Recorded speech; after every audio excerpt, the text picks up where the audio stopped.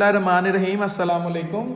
Chapter number 1 का introductory lecture हमने पढ़ना है और इंट्रोडक्टरी लेक्चर में हमने क्या पढ़ना है जी, बायोलॉजी और some major fields of specialisation. ठीक है जी। इसमें सबसे पहले हमने ये पढ़ना है कि बायोलॉजी क्या है। हमें ये पता है कि biology is the study of living organism, जानदारों को पढ़ना बायोलॉजी कहलाता है। एक बात कहता है कि बायोलॉजी एक रास्ता है कुदरत को समझने का। वजह, क्योंकि कुदरत में दो चीज़ें हैं, एक लिविंग पार्ट है कुदरत में, एक नॉन लिविंग पार्ट है कुदरत का, और बायोलॉजी दोनों को डील करती है। क्योंकि लिविंग को तो बायो पढ़ती है, अब नॉन लिविंग चीज़ें लिविंग के अंदर अपना असर दिखा रही हैं। जैसे अगर हम प्रोटीन्स को पढ़ें तो लिविंग के अंदर प्रोटीन का एक बहुत बड़ा कंट्रीब्यूशन है जानदार के अंदर। लिपिड्स को पढ़ें तो सेल मेम्ब्रेन बनाने में एक बहुत बड़ा कंट्रीब्यूशन है लिपिड्स का। कार्ब्स को पढ़ें तो सेलुलर प्रोसेसेस करवाने में बहुत बड़ा कंट्रीब्यूशन है कार्ब्स का। तो कहने का मतलब ये है कि लिविंग को तो पढ़ती है बायो, उसके साथ साथ नॉन लिविंग को भी पढ़ती है बायो, क्योंकि नॉन लिविंग चीज़ें लिविंग पे अपना कंट्रीब्यूशन कर रही हैं। तो इसलिए वो कह रहा है कुदरत को समझ चाहती है, एक रास्ता है कुदरत को समझने का। तो आसान अल्फाज में कहें बायो, तो bio is the study of life. किसी जिंदगी को पढ़ना बायोलॉजी है, क्योंकि उस जिंदगी में वो खुद तो एक जानदार है और उसके साथ उसके बेजान कॉन्सेप्ट जुड़े हुए हैं, बेजान चीज़ों के। तो हम ये कहते थे कि ओवरऑल अगर हम कहें तो biology is the study of life, not only living organism. अगर आप कहेंगे सिर्फ लिविंग ऑर्गेनिज्म तो फिर आपने बायो की डेफिनेशन पूरी नहीं बयान की। Bio is the study of life, क्योंकि लाइफ जब एक जानदार जी रहा है ना तो उसमें उसकी जिंदगी भी आ रही है, जिनके साथ वो रह रहा है वो भी आ रही है और बेजान चीजें भी आ रही है।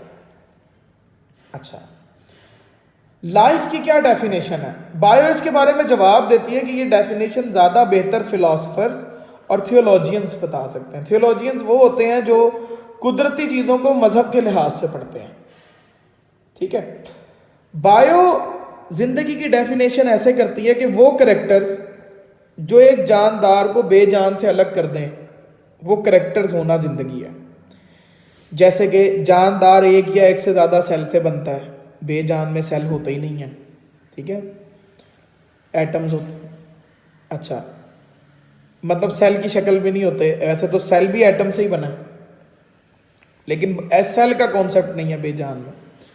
अच्छा, जानदार के अंदर प्रॉपर जेनेटिक प्रोग्राम होता है, जीन्स होते हैं, डीएनए होते हैं, प्रॉपर ट्रांसक्रिप्शन ट्रांसलेशन हो रही होती है। बेजान में ऐसा नहीं है। जानदार एनर्जी बनाता भी है अपने अंदर और उसे यूज भी करता है, एटीपीज का कॉन्सेप्ट है हमारे अंदर, बेजानों में तो नहीं है। जानदार ग्रो करता है साइज में, अपना साइज इंक्रीज करवाता है, बेजान नहीं करता। जानदार अपना इंटरनल माहौल कांस्टेंट रख सकता है, बेजान नहीं रखता। जानदार नस्ल पैदा करता है, बेजान नहीं करता। जानदार एक्सटर्नल माहौल में अगर चेंज आए तो उसके रिस्पॉन्स देता है, जैसे बाहर गर्मी आ जाए तो हमें स्वेटिंग होना शुरू हो जाती है, बेजान नहीं। तो इन शॉर्ट ये जो करेक्टर्स हैं ये जिनमें होते हैं वो लाइफ मानी जाती है बायो के लिहाज से। सारे नहीं, कोई एक दो भी हो तो भी लाइफ ही मानी जाएगी।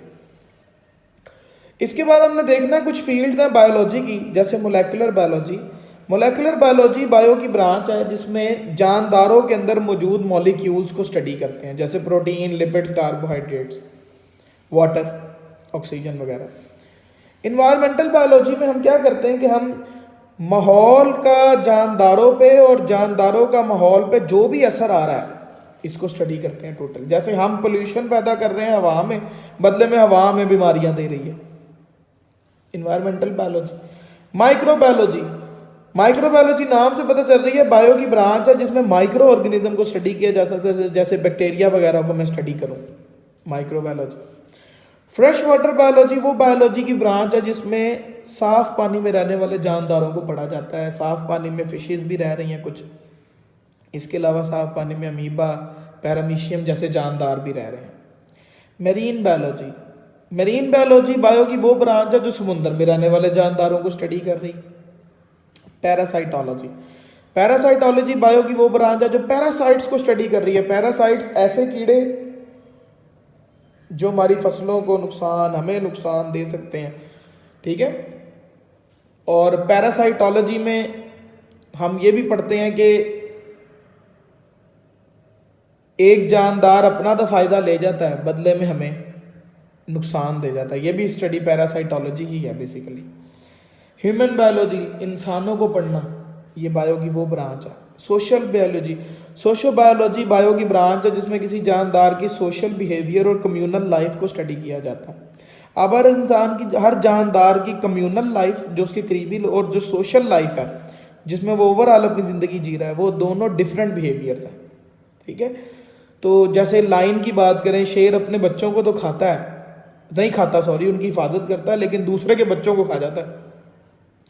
तो ये जो है ना, ये सोशल बिहेवियर और कम्युनल लाइफ हर जानदार के डिफरेंट होते हैं।